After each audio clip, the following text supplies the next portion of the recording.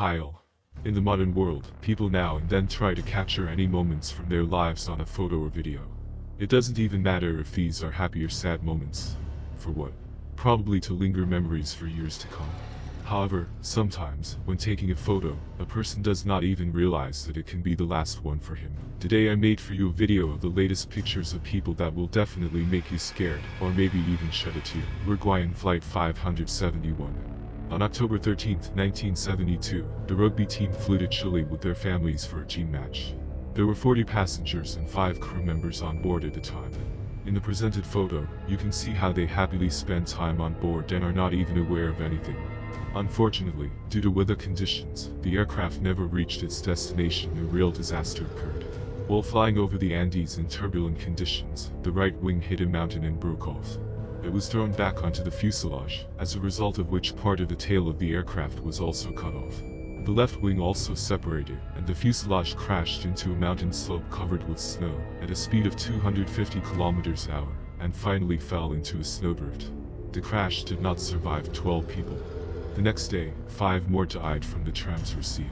The plane was searched by search groups from several countries at once, but after 8 days it was decided to stop the rescue operation, because the ship merged with the snow and seemed invisible from the sky.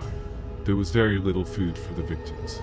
Therefore, when the already meager supplies began to run out, there were even fewer survivors. It also failed to find any other food on the snow-covered mountain, and then the entire remaining team agreed to eat the flesh of their dead comrades. Soon, all those who survived the plane crash were waiting for a new test to collapse of an avalanche.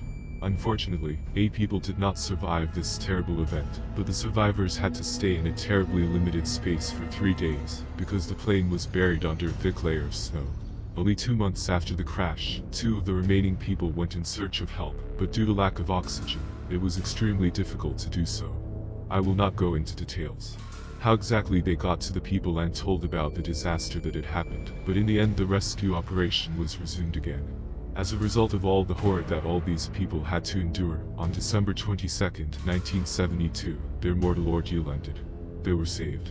All the victims were taken to the nearest hospitals where they were treated for various diseases, including altitude sickness, dehydration, frostbite, broken bones, malnutrition and sin. Only 16 people made it through this 72-day trial. Tragic death of Joseph Avery. On July 16, 1853, 3 men working on a dredging barge anchored in the Niagara River decided to go ashore in the afternoon. The only way to get to land was by rowboat. As the men began rowing towards the shore, they found that the current of the water was much stronger than they had expected. Suddenly one of their oars broke. A small rowboat entered the rapids of the Bering Strait, rushed downstream and soon capsized.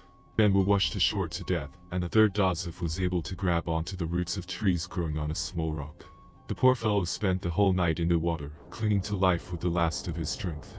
He called for help, but unfortunately the sounds of noisy thresholds did not allow him to hear his cries.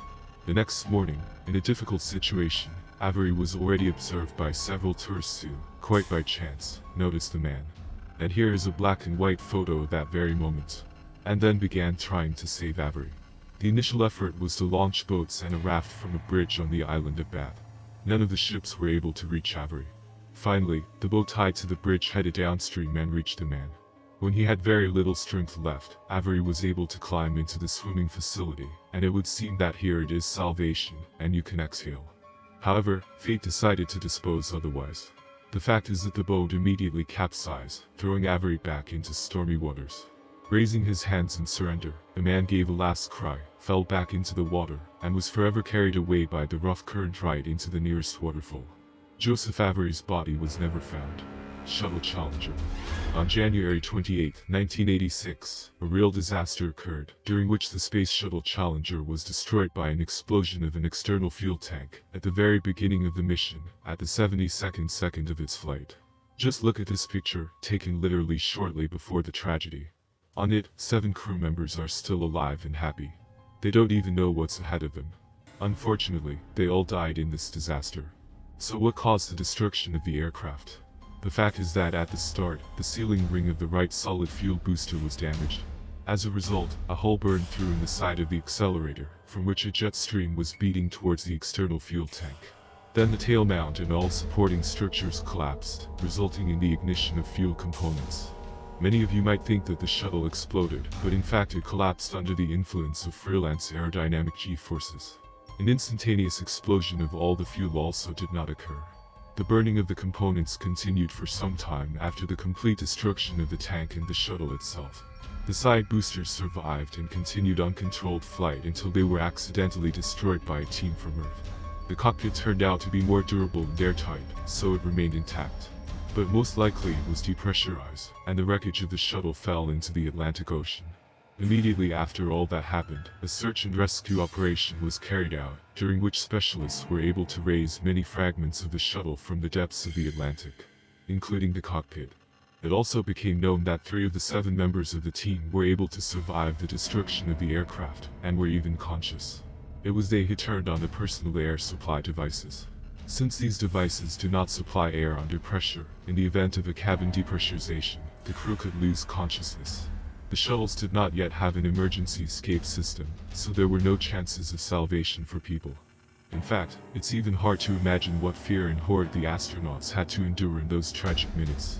During student in one of the Indian zoos, there was just an egregious incident that ended very tragically for a young guy named Maqsud Khan.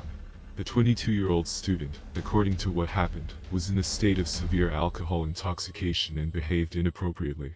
The guy tried to get as close as possible to the enclosure with a rare white tiger, although he was repeatedly reprimanded by zookeepers. Despite all the warnings, the student took the moment when no one was looking at him, and then climbed over the fence and climbed into the ditch next to the enclosure. People realized that Maqsud was already in close proximity with the predator, only after he started screaming. Zoo visitors were shocked by this event, and even tried to drive the tiger away from the crouching guy, throwing stones and sticks at the animal. But a predator is a predator. By the way, then the last photograph was taken, in which a young man was captured. Then the animal cruelly dealt with him, and only when police officers arrived at the scene, and this was 15 minutes later, did the tiger manage to be driven away from the victim. By that time, the guy was already dead. Freediver incident. And finally, I will tell you a story about a freediver named Nicholas Mevery. In May 2013, he became the first American to dive to a depth of 65 meters with just one breath. This time, the man wanted to set a new record, so he decided to take part in the Vertical Blue Championship in the Bahamas, which took place on November 17, 2013.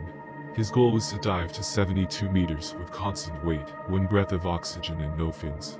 These photos were taken just after Mevery rose to the surface. He immediately signaled OK. I even tried to speak, but something unexpected happened. The man lost consciousness and died right in the water. The photographs perfectly convey his fright at that moment, and the pain that the freediver had to experience. Doctors examined the body and later concluded that the cause of death was pulmonary hemorrhage, caused by a bar trauma known as lung compression. That's all. If you liked the video, put likes and subscribe to the channel. Thank you all for watching and bye.